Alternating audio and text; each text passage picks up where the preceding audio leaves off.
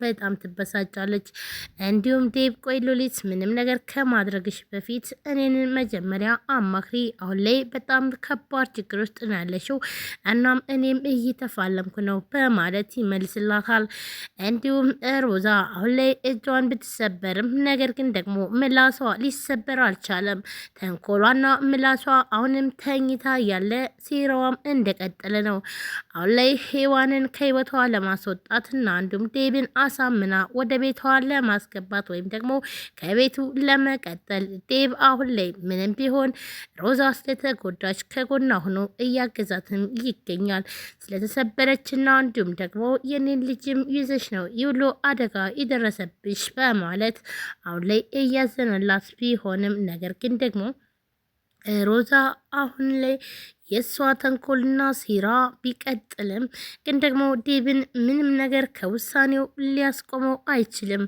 ዴብ አሁንም ቢሆን ሮዛን ወደዛ ማስወገድ ወይም ደግሞ መለያየት ከእሷ ጋር መኖር እንደማይፈልግም ነግሯታል በተደጋጋሚ። አሁንማ በቃ የሚያስቆየኝም ልጄ ነበረ፣ አሁን ላይ ግን ልጄንም በጉጉት ስጠብቀው የነበረውን አጥቸዋለሁ። ስለዚህ ከአንቺ ጋር ምንም ነገር የምከራከርበትና እንዲሁም ደግሞ የምቃጠልበት ጊዜ የለኝም በማለት ለሮዛ ማስጠንቀቂያ ሰጥቷታል። ሮዛም ግን አሁን ላይ ታማም እያለ እናቷ በቃ አንቺ ዴብን ማሳመን አለብሽ፣ ዴብ ደግሞ አሁን ላይ መሰበርሽና እንዲሁም ደግሞ እጅሽ መጎዳቱ ለአንቺ ጥሩ ነው በጣም ብላም ትላታለች። ይህ ደግሞ ምን ማለት ነው ብላም ስጠይቃትኝ አዎ ዴብ ለማንኛቸውም ለተጎዱ ሰዎች ለማዘን ልቡ ሩሩ ነው። እናም ስለዚህ ደግሞ አንቺ ደግሞ ይህንን ነገር ስለሆንሽ ስለዚህ ያዝንልሻልም ያስብልሻልም። እናም ይህን ነገር ደግሞ አትጥዩ በማለት ትመልስላታለች። ሮዛም ዴብ አሁን ላይ ልቡ ሻክሯል፣ እናም ደግሞ እንደ ድሮ አይደለም በማለት ትመልስላታለች።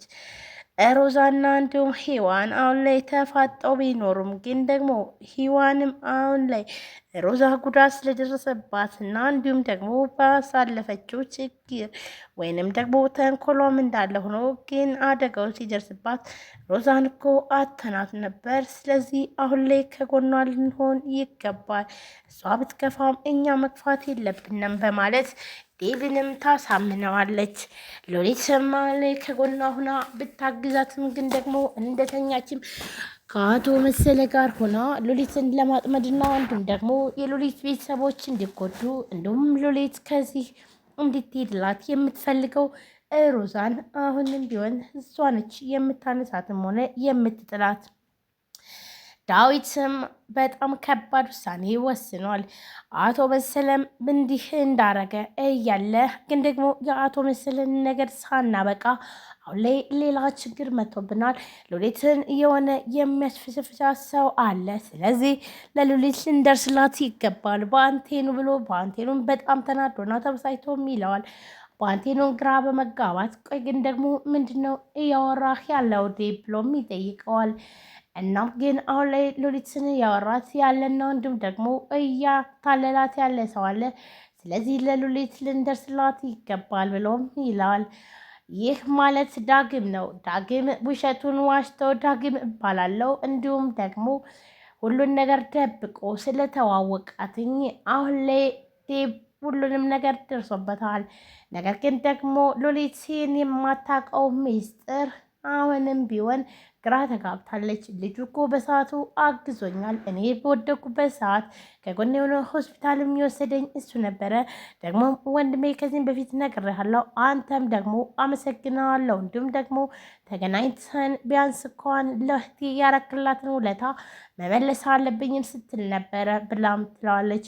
አዎ ግን ደግሞ ይህ ሰው ውሸታምና እንዲሁም ደግሞ አጭበርባሪ ነው። ከዛም ውጭም ደግሞ ከሮዛ ጋር የማይሆን ግንኙነት ነበራቸው።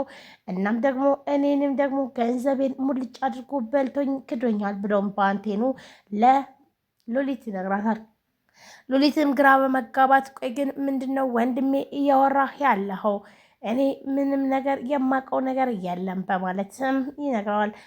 አቶ ተሰማም አሁን ላይ ሉሊትን ይዤ ሄዳለሁ በማለት በተለይ ደግሞ ሉሊትን እባክሽን ሉሊት የኔ ሙሽራ ከኔ ውጭ ማንም ሊከባከብሽ አይችልም። ደግሞም እንደ ንግስት ሁኝልኝ እባክሽን ልለምንሽ።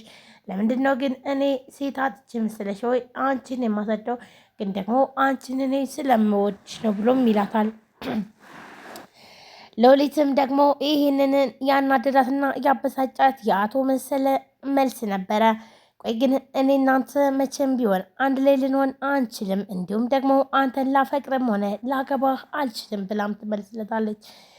ለምን ምን ሆነሽ ነው? ይኸውልሽ በጣም ብዙ ሰዎች እኮ እኔን ይፈልጉኛል፣ የት ላግኝ ነው የሚሉኝ፣ ነገር ግን ደግሞ እኔ አንቺን ስለፈለግኩ ነው እንጂ ብሎም አቶ መሰለም ይላታል። ሎሊትን በፍጹም መቼም ቢሆን እኔ ከአንተ ጋር ከምኖር ሞቴን እመርጣለሁም ትለዋለች። ይኸውልሽ ወደድሽም ጠላሽም ከአሁን በኋላ ከኔ ጋር ነው የምትወኝ። ምክንያቱም ደግሞ እናትና አባትሽ አሳልፈው ሰጥተውሻል። ለዚህ አባትሽ ደግሞ ሰጥቶኛል፣ ውሰድ ብሎኛል። እናም ይህንን እወስዳለሁ፣ ያለያ ግን ደግሞ ቤተሰቦችሽን አሳጣሻለሁ ብሎም ይላታል። የፈለግከውን ነገር ማድረግ ትችላለህ ብላም ትለዋለች።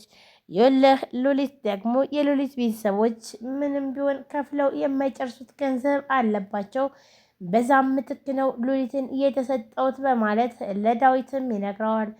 ዳዊትም የፈለግከውን ብር እኔ ልሰጥህ እችላለሁ፣ ሉሊትን ግን ደግሞ ከትምህርቷና ከህይወቷ ልታመሰቃቅላት አትችልም ብሎም በጣም ተናዶም ይናገረዋል። ሰላም ሰላም፣ ጤና ይስጥልን ውድና የተከበራችሁ የቻናላችን ቤተሰቦች እንዴት ናችሁ? ለዚህ ቻናል አዲስ ከሆናችሁ ሰብስክራይብ፣ ላይክ፣ ሼር በማድረግ ቤተሰቡ ነው። ቤተሰቡ ናችሁም ከልብ ነው የማመሰግነው። ውድ ቤተሰቦች ዛሬም በአዲስ ቪዲዮ መጥቻለሁ።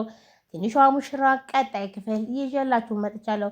ትንሿ ሙሽራ ሮዛ ሁሉም ነገር ምስቅልቅል እያለባት ቢሆንም ነገር ግን ደግሞ አሁንም እንደተኛች ምላሷ ያልተሰበረው ሮዛ ግን አሁንም ተንኮሏን እንደቀጠለች ነው።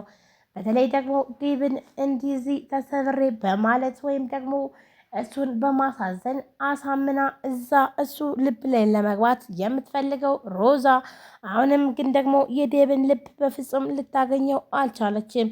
ውድ ቤተሰቦቼ ለቻናሉ አዲስ ከሆናችሁ ሰብስክራይብ አድርጋችሁ የደውል ምልክቷን መጫናችሁን አትርሱ። በየጊዜው በየሰዓቱ አዳዲስ ቪዲዮዎችን ይዘን እንቀርባለን። ውድ ፋሚሊዎቼ እንግዲህ ይህ ቻናል በጣም ቀዝቅዟልና እባካችሁን ሼር እያረጋችሁ እንዲሁም ሰብስክራይብ እያረጋችሁ አበረታቱን። ቀጥታ ወደ ቪዲዮ። ሎሊት አሁን ላይ ችግር ውስጥ ገብታለች። አሁን ላይ የምታደርገውም ጠፍቷታል፣ ግራም ተጋብታለች። ከጎኗም ሔዋን የለችም።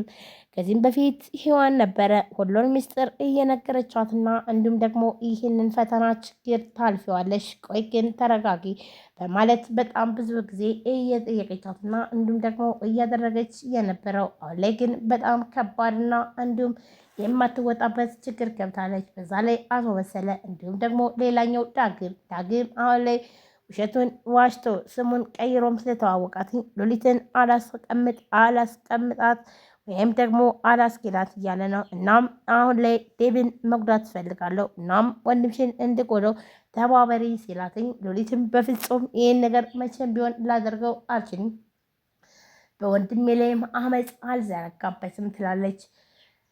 ዳግም ወይም ደግሞ ባርኮን የሚባል ሰው ግለሰብ ወይም ደግሞ ይህንን የተናገረው ሉሊትን ለማሳመን ቢሞክርም ሉሊት ግን ደግሞ ስልኩን ጆሮ ላይ ነበር የዘጋችበት።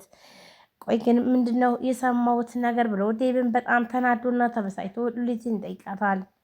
ሉሊትን በድንጋጤ ምንም ነገር አልሰማህም ወንድሜ በማለት ለማስተባበል ትፈልጋለች። ነገር ግን ደግሞ ዳዊት የሰማው ነገር በጣም በተለይ ደግሞ በቀል ስለሆነ ስለዚህ ይች ልጅ የማይሆን ችግር ውስጥ እየገባች ነው፣ ቆይ ግን ምን ሆና ነው በማለት ነበረ።